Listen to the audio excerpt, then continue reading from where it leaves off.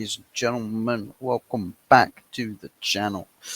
Pre-record video for this one, and yeah, because I've got a pizza over here that finna get cold real soon, and I don't want that. I don't want to have a cold pizza, so I best rifle through this first and get this done and out the way, and then we shall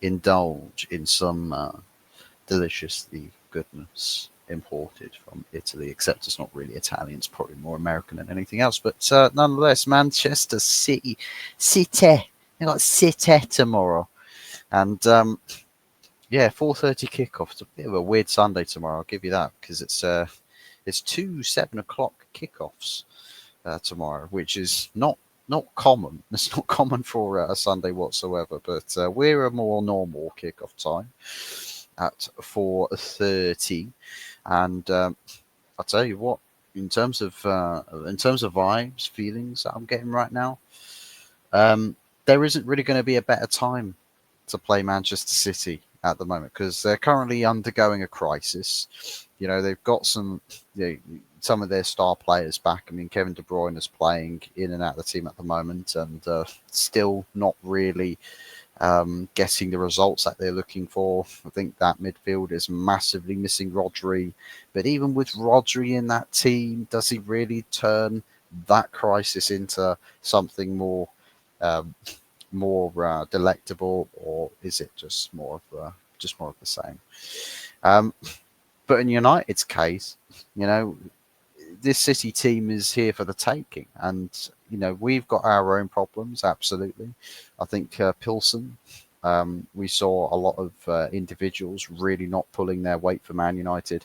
Some really damning comments this week from Rene Heck, um, talking about some of the experience with coaching some of these players and how some of them um, were refusing to do certain things because they felt like, oh, well, I feel like it's better if I play this. And it's like, okay, uh, how do you like your teas in the morning? How do you like your coffees in the morning? How do you like your full English breakfasts, Manchester United players? How would you like, how soft do you want the your bedding to be washed as? Right?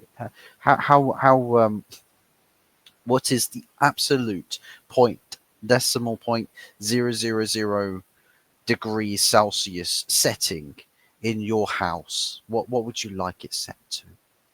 And it's like some of these players, right, from Rene Heck's comments absolutely reside with me, that it's just like there's so many individuals in this team that are just not fit to wear the shirt. They're just not fit to wear the shirt. We just can't be dealing with them here anymore. And I think what we're seeing is that we, as a football club, have reached breaking point with players taking liberties. And I think the ownership know it, the club know it, the manager knows it, coaching staff, players themselves are starting to know it as well.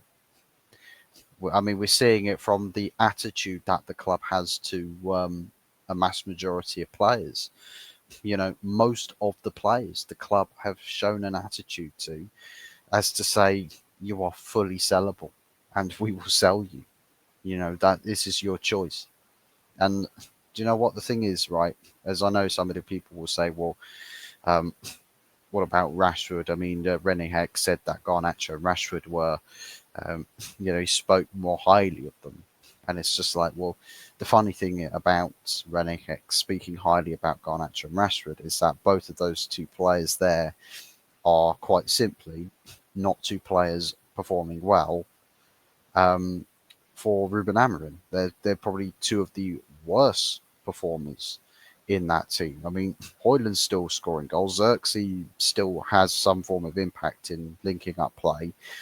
Antony is, he changes the balance of the team, so the team goes more attacking.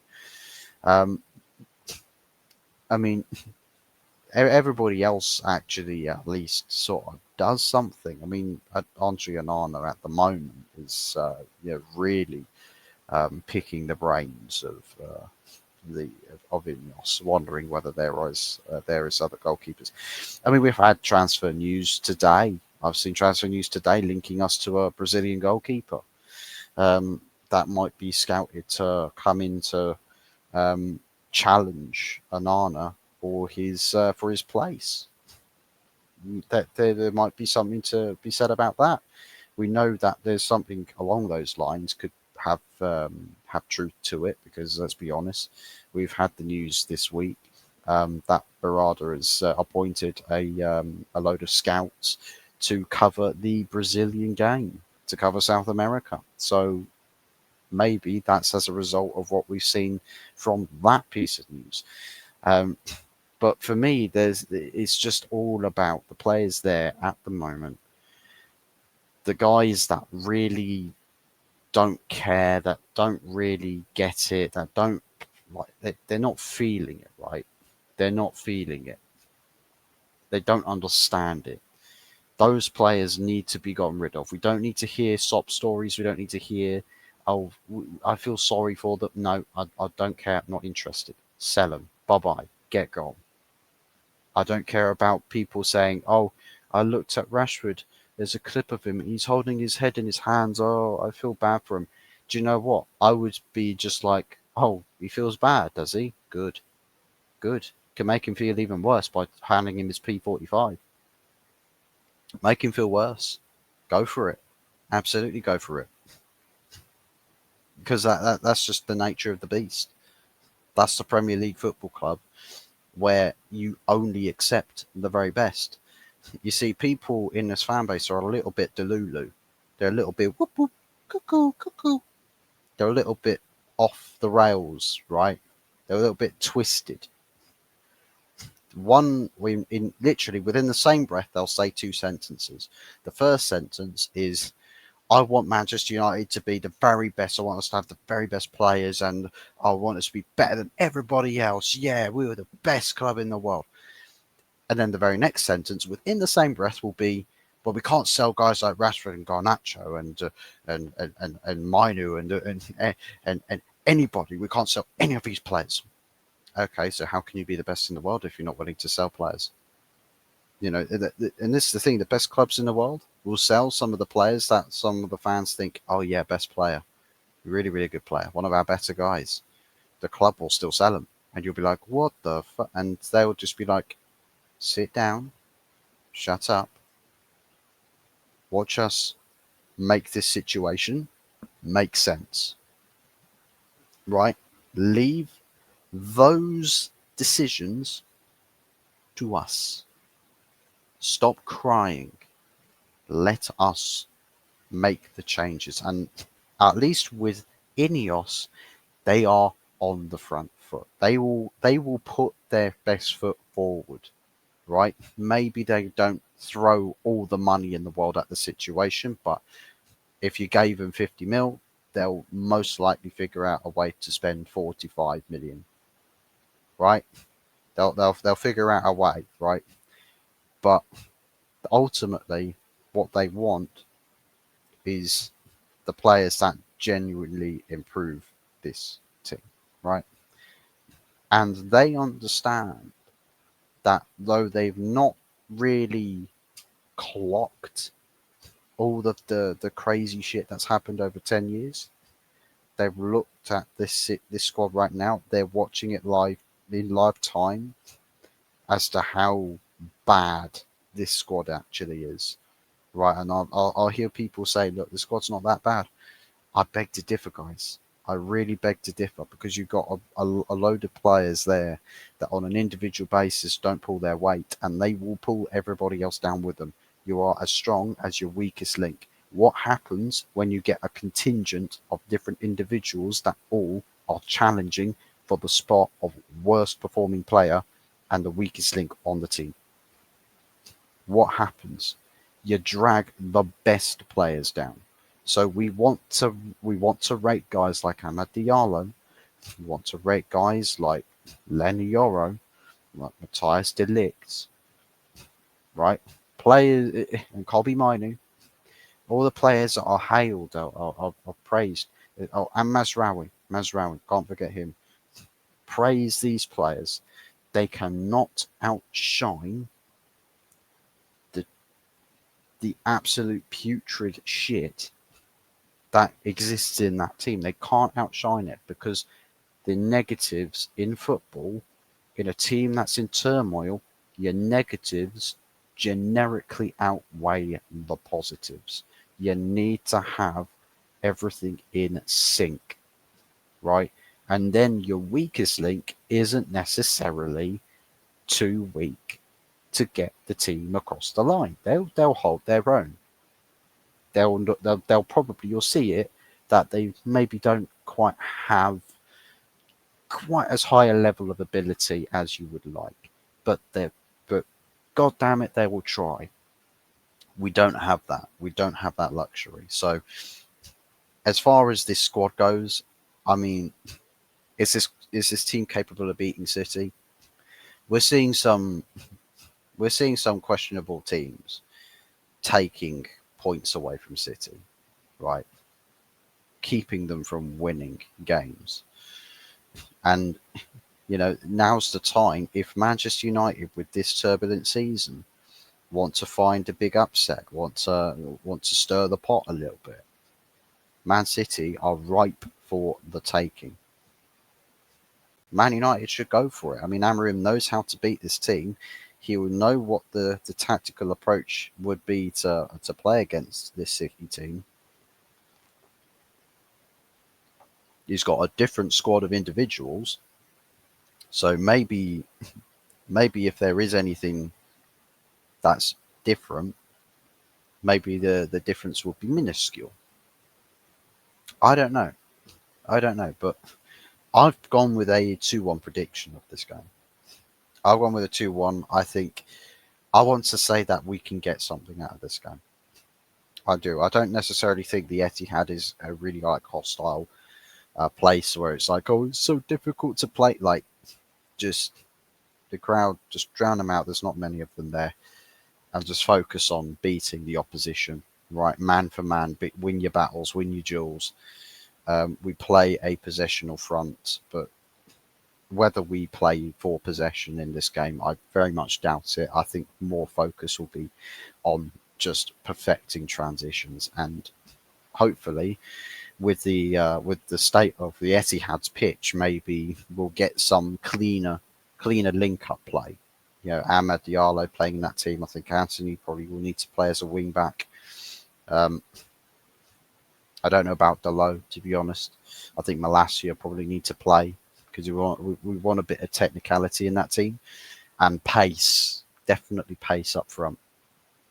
Now that's the problem. You're attacking tens. Amad Diallo on the right, and potentially Rasmus Højlund. I suppose one move you could go for is play Xerxes as the left-sided 10. I think maybe that one's the one to play there because he comes deeper. The striker will generically play a little closer to him, so it's not like he's having to wait for players to come to him. He's the player that goes to the striker, and Amad Diallo will be there as well. Bruno will probably be in the team. I don't think Casemiro will play. I think we'll see Ugarte instead. I think we've got to see Mazraoui in the team. Lissandro and De Ligt, I need to see Lissandro be a bit more forwards with his possessional play, and just provide a good defensive display. And that's what we need. We need players that will deal with the defensive aspect of the game, not necessarily crazy danger from set pieces. So there's not really that to worry about. It's just constant state of possession. Don't leave yourself open. Literally play very compact. Slow City's game right down, because they literally play. They outplay themselves. If you slow the game down enough for them, they'll just have the most monumental brain fart. They genuinely just don't play well. They haven't played well this season. They really haven't played well this season, and the concerns that I had for them are starting to really come to light. And I don't necessarily look at the squad and say that's all the problems right there in terms of the players they've got. I do think the tactics could probably be a little bit different to suffice the types of players that they've got, but nonetheless, it's a very troubling squad. Like for instance, Kyle Walker, or get some wing back action over on their right hand side. Their right hand side, they're in trouble. They're in so much trouble with Kyle Walker getting singled out. Xerxes, if you put him up against Xerxes on the inside, have Malacia overlap around the back, around the outside, whipping the cross. Højlund will be there. Yeah, there's some recipes for disaster, potentially, for Manchester City. But that's if we play with that sort of a setup down the left. Can't say that we will, but I hope we do. But yeah, as far as the team is concerned, I mean, no Rashford, no Garnacho, please, and perhaps no Dalot. Yeah, I need to see a bit of more of a slightly more attacking presence on the pitch, not just soak up all of it defensively and then just hope for the best on the counter attack. I want to see a bit more of a balance. We need to have good defensive structure, absolutely, and to soak up a lot of City's possessional play, but provide an attacking balance so your transitions aren't just hit and hope, right? No long ball stupidity. Place your passes, time your runs, do everything that you need to that's necessary, and be smart with the ball. Be smart with the ball. And that's pretty much the fundamentals of the game tomorrow. So let me know what you guys think. Do Manchester United have a chance against City tomorrow? And what your score predictions are for the game. I went with a 2-1 to Man United. Come on the Reds. Let's see you get something out of this game tomorrow. We'll be back tomorrow night for the Sunday night takeaway show, which will be a bit interesting because we'll still have a couple of games playing at the time of the Sunday night takeaway show at 8 o'clock. But I will be there nonetheless. So do be sure to tune in and say hello, and all of that good stuff. So and also match reaction, either tomorrow or we'll have it on the Monday, where we'll have we'll just have a little chat about the game and other stories. So yeah, stay tuned, people. Smash a like and subscribe and all of that good stuff. And yes, we'll catch you guys tomorrow. Take care, everybody.